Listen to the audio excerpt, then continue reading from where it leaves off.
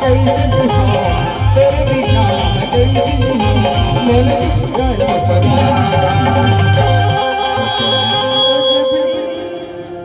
और जब ले देखे मैं खोलेगा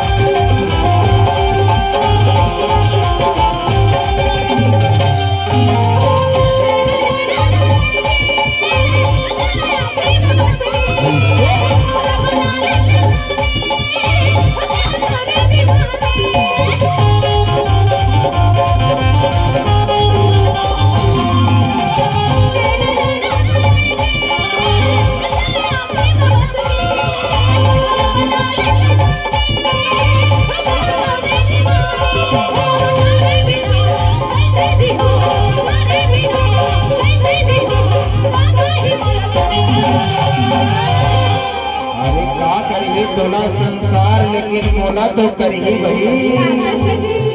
काबर गिरा आजकल के ना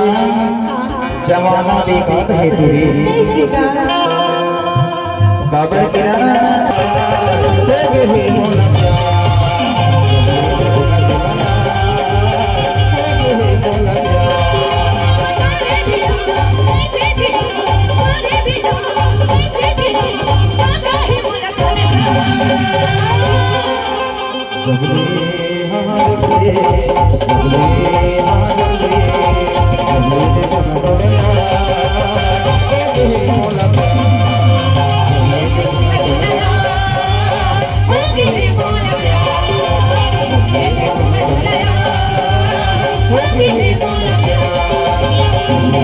What